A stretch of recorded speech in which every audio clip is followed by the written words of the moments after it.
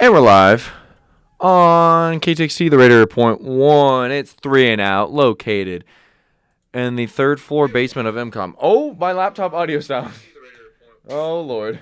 If you're looking on YouTube, I'm really sorry for the camera. I don't know what happened. There's some weird issues. We'll talk to our boss about that.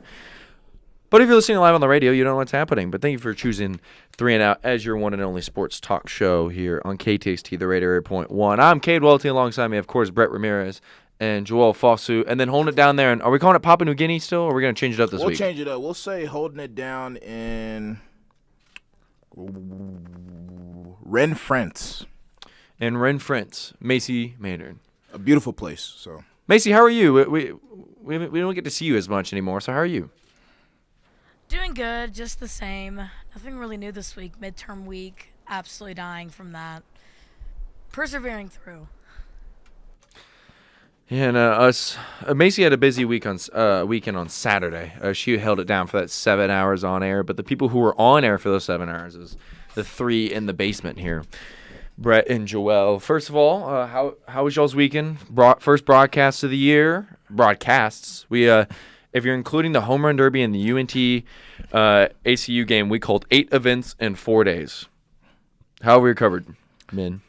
still need sleep. That's agreed. That's why I'm drinking a lot of water. My voice is somehow still like aching, but not really aching as much. But I'm just dehydrated. So it was a good week. It was a rough go for sure. No, it was a lot of fun though. Yeah. And we got to shout out Taco Bell. Shout out Taco Bell. That honestly, Taco Bell's never hit the spot as it did that night. It was pretty good. It was really good. Got to see Joel drink a Baja Blast for the first time. Very delicious. I don't drink soda, but it was really good. I gave it like a 7.8. Yeah, you gave it a good grade. Yeah, it was pretty good. I think it was a good broadcast for the staff. I think everybody did their jobs really well. It was just a lot. If you see us in the hallways and we look brain dead, we are brain dead. I'm pretty sure Joel said it, but Brett's probably feeling similar. I'm still so mentally fogged right now. My brain fog is really bad from just looking at all the notes. I mean, it was a heck of a week though. Mm-hmm. I know we get to do it again in 2 weeks from this point. Arizona. That'll be fun. We got Arizona coming up. We'll preview that later in the show. Sorry for the delayed start. We just decided to pack on music first so then we can have more time talking because we're getting in the thick of it. It's March, baby. We'll start off with a thing that's kind of the biggest, arguably the biggest thing that happened this past weekend on Saturday. Texas Tech men's basketball beats Iowa State. Who said it? I said it. Just want to go out there and say I called it. No dollar this time, dude. No dollar. This was pure. Maybe we figured out the dollar of destiny just guarantees my take. Apparently. But no, I had on Believe in Texas Tech. You guys should go listen to that. We'll promo it because they deserve it. Joel and Brett are hosts there. I'm basically the full-time special guest. On their show before the Kansas State and Cincinnati game, they had asked me, Brett had asked all of us. He said, what do you think the record is for the rest of the year? That was 5 games left. I said 4-1 losing in Provo because it's 9:30. And my reasoning for why they beat Iowa State is it's 3 p.m. on a Saturday, and nobody's afraid of that. Mm-hmm. I guess I was right, but I'll take being right. But we don't really care about me. We don't care about me. We care about the men's team. Texas Tech playing their best basketball during this 3-game stretch, undefeated so far without JT Toppin. And per CBS Sports, one of their podcast shows that they have, they put up a little graphic, and I included it. Without JT Toppin, they average 87.3 points per game, 6 points higher than with JT Toppin, and they are allowing 1 less points. But a point differential, this is the biggest thing, 16. Now, that's been inflated because of that win over Kansas State, when you win by almost 40. It ends up being a 30-point win, but you're up almost by 40 at one point. When you drop 102 points on a team, your differential is going to be pretty high unless you're in the SEC. Take that, SEC, folks. So, what is it kind of our overall take right now on the men's team? They're ranked 10th, back to where they were at the beginning of the year, and we're in the final week of the regular season. So, we live in a circle. We live in a circle, boys. Yeah, I mean, they can beat the big teams. It's the fight from this team that I feel like a lot of people are buying into late in this year, despite the loss of JT. But you stay positive, you stay motivated. But that game just proved to me like you still have a chance no matter what. Like don't put the odds against them. It was a great showing, like we said. I think this team could just match up with a lot of people in the country, like a lot of those big teams. Like despite bigger lineups and strength down low, but yeah, I really do trust this team going in. I mean, they're proving it time and time again, especially with the bench play too as well. I mean, like we said from the game, Tyree Bryant scoring 10, Mojo 10 off the bench. I mean, it's working and with good quality minutes as well, 20-plus minutes for both of them. And Mariol played good minutes, too. He just doesn't pop up on the box score. Mm-hmm. In games before Iowa State. Sorry, let me rephrase. He didn't play much in Iowa State. Games leading up to Iowa State, he played some significant He had a good minutes. assist in the corner, though, to Donovan Nowell. He did, and then he was huge in that Cincinnati game and K-State game. Yeah. Kind of was out there. But, Brett, what's your overall take right now on the men's team? We are going to get to you in a second on a talking point coming up. So if you want to keep your segment right here short because you're about to talk a lot, go for it. I think you just showed that it's not fair to knock them down as far as you did without seeing how they play against a really good team. You saw people were like, Cincinnati is doing really good right now. They looked lost besides the first eight minutes of that game when they were really good. They could not miss. They also hit some ridiculous shots, though. I mean, they were really contested shots. No, but you blew through Kansas State. Fine, they just lost their coach. Cincinnati, one of the best defenses in the country right now. You put up 83 on them, and then you beat them almost by 20. Yep. Yeah, garbage time. And then Iowa State, you go into Ames and give them their only loss of the year. So you've seen that this team. I'm not gonna say they don't need JT Toppin because he would be really good, but it shows that this team has the depth that you thought they didn't have. It's because you haven't seen their players play because they've been injured. They haven't played with each other yet. Continuity. You talked about it. I remember it was over a month ago at this point, but I asked you at this moment in time what team is better, and your reasoning for why last year's team was better is because they had played with each other. Mm-hmm. They had chemistry. We're now seeing that develop finally. So I think I agree with you, Brett. I mean, a lot of people are going, well, I kept trying to tell people over this weekend who asked me, because, they see us, they want to talk sports with us. I think this team would have been trending in this direction and how they're playing with Toppin if he was still healthy. You're just seeing the end product of this team, and it's just a disadvantage that Toppin's not with it because now they think they're playing because without Toppin. But I think you're trending down towards this path. But Macy, wrap up with you in terms of just overall feeling on the Red Raiders as before they play their final home game tonight. I think they're doing a really great job. And, I mean, like y'all said, they definitely got shot down. Nobody really thought that they were going to be as good because Toppin wasn't there. But, I mean, this really just goes to show that this is a great team no matter what. Obviously, it would be, a lot better and more fun to watch if he was there. But I really honestly have better hopes than I did right whenever Toppin got injured for March Madness. Now, I think they're going to go far. I think at least Elite 8, maybe Final 4, at least as far as last year, I think. And honestly, I was kind of questioning if they would even maybe get to Elite 8 after Toppin, but they're doing a great job. Obviously, you never know what happens in March Madness, but they're definitely doing a better job than everybody had thought, and I'm excited for their last home game tonight. I hope everybody shows up and gives them the energy that they deserve. Hey, Macy, I'm right there with you. I love... Oh, I forgot to unmute myself on air. Macy, I do agree. I think their ceiling is Final Four, Elite 8. They call me crazy for that, but I'm glad there's another crazy person with me in the other country because now there's two crazies fighting the two normals. But I'm going to go to you, Brett. I told Brett about this yesterday so he could have time to prep for it. It is March, Brett. It's your favorite time of year. It's beautiful outside. It's a mid-80s degrees, sunny, light breeze. I mean, it's beautiful in Lubbock, Texas. It's fantastic. And it's beautiful as well because it's March Madness. So, Brett, I want you to talk through your most favorable route for the Red Raiders. And in the background, while this happens, March Madness theme. Okay, I'm really happy you mentioned March Madness specifically because I'm leaving for Kansas City tomorrow for the women's tournament. Then after that, next week is the men's tournament. And then after that, you got the big kahuna for both. Okay. So, you want to talk about favorable matchups? I think I could be an NPC here, and I could say they don't play well against super healthy without JT Toppin. Fine. They don't play well against super physical teams. That's not facing Iowa State. Fine. I'm gonna go a little interesting here. I'm gonna talk about free throw rate for a second. Okay. According to Bart Torvik, who I honestly like more than Ken Palm nowadays, because Ken Palm does not adjust for injuries. Texas Tech. You also can't pick a date and time to go off of. Unless you buy his membership. Sorry, Ken. Sorry. No, but if you go on Bart Torvik and you start, let's say. Yeah, it's March Madness. Let's say February 21st, the first game they had without JT Thompson. Okay. You are still 363rd in sorry, that's turnover rate. We'll get to that in a second. Free throw rate, you're actually you're middle of the pack at 212 and 137 respectively. Okay. What happens when you're going to play a team like Illinois or Duke or Kansas or Nebraska or UNC or someone like that, who makes the most free throws and gets the most calls against someone like Texas Tech? If you're in the paint and you get a lot of free throws against you, this is where that can become a struggle, because then you're going to have to play small ball. And what if you go against a Ruben Shinyulu, a Thomas Houck, an Alex Condon? You don't have those guys are 6'10" and both are 6'10" and one's 6'11" respectively.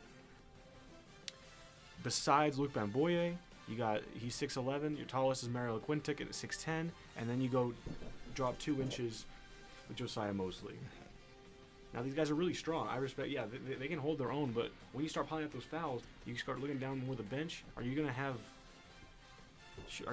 like Nolan Groves play center again? I don't know. It worked one time.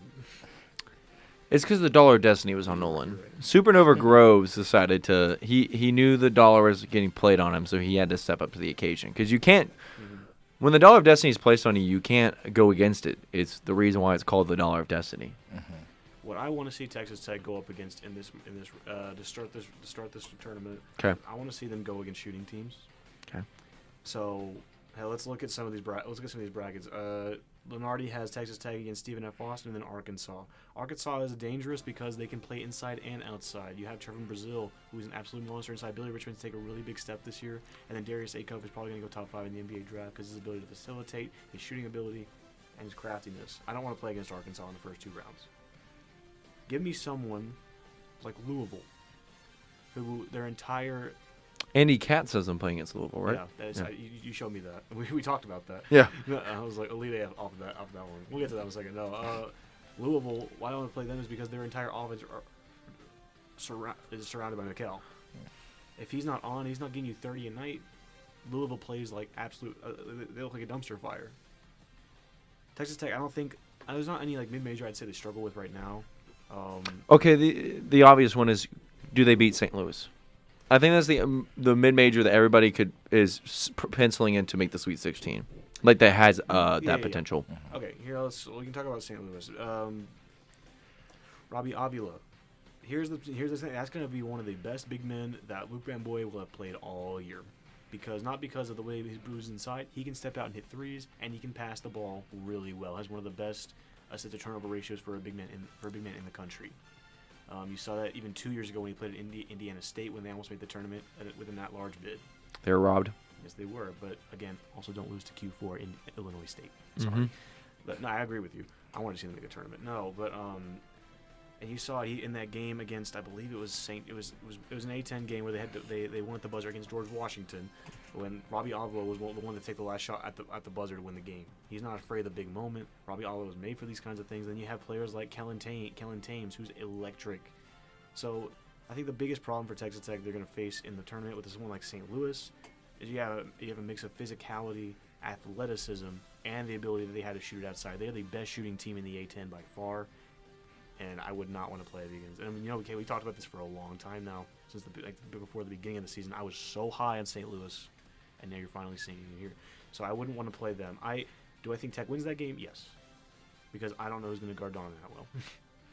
I don't know, because he has 110 threes in the year. Okay, fine. Christian Anderson has 94. And Tyler Byron's heating up now. Yep.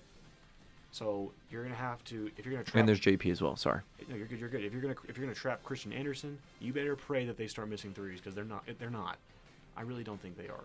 I think this team, compared to last year's, proven that they shoot a lot of threes, but we've seen their team average right now is 12 makes a game. and it's very rare they never hit that. They usually go above it now. It was always paint problems. So I agree with you there, Brett. Brett, let's play the scenario. Texas Tech wins their first 2 games. Okay. And you're in the Sweet 16. You need to win Sweet 16 Elite 8. This is a trip to the Final Four. So who are the 2 teams you would want to see to play? It doesn't matter about seeding. Yeah. We'll just play the game of I want to see these teams to make the Final Four. I want a rematch with Purdue. Okay. I would love a rematch with Purdue because Fletcher Lawyer, me and Kay, we talked about this yesterday. He had an outstanding game against them the first time. Since then, it's been really playing down to your opposition. He's not playing down is maybe a nice way of saying it. It's been bad. Braden Smith is efficient. That's about it. Trey Coppin-Wren, he looked like an All-American to start this year. He's been dumbing down. Not dumbing down's crazy. Sorry. He has been. He's been dumbing down. He's turned the dial back a little bit. Oscar Clough has looked like last year's Federico for Texas Tech over conference play. Getting bullied around. Exactly. Yeah. And he bullied you. That's when I think Luke Bemboye was like, "Dang, I need to learn how to play a major high major basketball because I can't let myself get bullied like that." So I would love a rematch with Purdue because Donovan Atwell was a way better perimeter defender than he was back in November. Tyree Bryan is more confident with himself. Josiah's just there now. Mm-hmm. You didn't have your full team. And people don't realize that. And say, Purdue beat you by 30. That was in the Bahamas in a ballroom. It's Purdue in November. They're the greatest team of all time in November. Exactly. So if you get Purdue, I like that matchup. And here's another one. I want UConn. I know I said yesterday, Cade, I was like, I'm scared of UConn. The more I think about it. Yeah. This is a script flipped. I'm here. Yeah. I'm excited. UConn, there might not be a team that's more playing down to their opponent in conference play than UConn. You lose to St. John's. St. John's. They beat St. John's. No, they split the series. They had a home and away. Yes, I'm sorry. I thought you were talking about. Yeah, okay, sorry. Yes, they did beat St. John's and they lost. They almost lost to Seton Hall. They almost lost to Creighton. Xavier, exactly. And this is a really weak Big East this year. So I can't. Right now they're battling for the last 1 seed with Houston or Iowa or Florida. I want to avoid Florida at all costs because their guards are finally starting to play like actual guards. Yeah. They're big. They have the best front court in the country, but we're not talking about Florida because I'm going to get PTSD. We don't need a relapse. Bad, dude. That made me so sad. But we can talk about UConn for a second. So imagine you're in the Elite Eight in Houston or Chicago, because UConn's definitely going to get where they want to go. This is one of the things I'm talking about where you don't want to play a team that's really good at drawing fouls. UConn has 530 personal fouls and 480 free throws made against them. Tech is not a great team at drawing fouls. That is UConn's weakness. If you want to win a game like that, you need to be physical and you need to draw fouls and get them in trouble, because if your name is not Alex Karabin, Silas Demery II, Solo Ball, Braylon Mullins, who we don't even know is playing right now. UConn is very volatile going into March, and I would like to see them in the Elite Eight. I wouldn't hesitate to give Tech that win. So there you have Brett's kind of keys and favorable matchups. Is there any other matchup, Joel or Macy, that you guys would like to see Tech play? That you would say, okay, playing this game, we don't bet because we work in sports media. But the Dollar of Destiny is not a bet. It's just a the Dollar of Destiny is a side bet that we make between ourselves. We're not placing it with insider knowledge. We place it in the middle of things. It's just Destiny. Yeah, and it's to each other. We're not betting on other stuff. If you were a betting person, right, and you said this matchup, I'm slamming Tech, cover, money line, whatever you want to say. What is that matchup that you are slamming? And don't pick a mid-major. So say pick a top 4 seed, Maybe 5 seeds. All the way. Yeah, I mean, Brett kind of took. He kind of took. You could double up. There's nothing wrong with doubling up. Also, too, if there's a chance we see Nebraska, I think we could take Nebraska. I've been known for on Sean Knows Sports crew over there saying that I don't trust Nebraska. Nebraska. They're my Marquette of the year. I thought Iowa State was your Marquette. No, Iowa State's Iowa State. They've proven time and time again now that This is character development right already. This is character development, but I'm still not a huge Yeah, I fan think of Iowa State. I think our guard play is just way better than Nebraska. And I think Nebraska's the pace we run with, Nebraska wouldn't be able to keep up with it. Because that's another thing. You're having to play faster now. You talk about you're averaging more points without JT Toppin because you're getting more possessions. Yeah, it's that I just want to cue those stats and Yeah, no, absolutely. Like, UConn likes to slow the ball down, especially Dan Hurley. He's insane about ball possession and taking care of it. If you can speed them up, make them uncomfortable. It's gonna be. we've a long day. seen teams that like to play slow. Look at Iowa State. Iowa State loves to play slow. So does Yeah. K-State. Yep. They're not really a fast. The only fast-paced team they play against was Cincinnati, and they outran them. Macy, do you have a team that you would like to see Tech go against, or are you just homering all the way?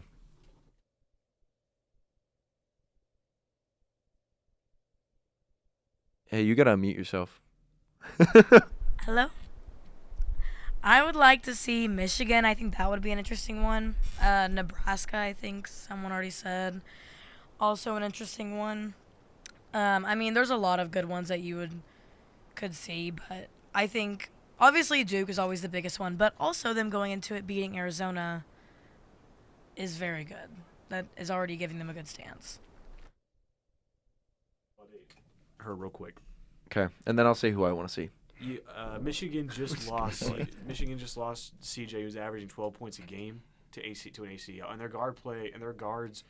They already didn't have a lot of depth in that regard. I get it, but so you're going to depend on Elliot Cadeau.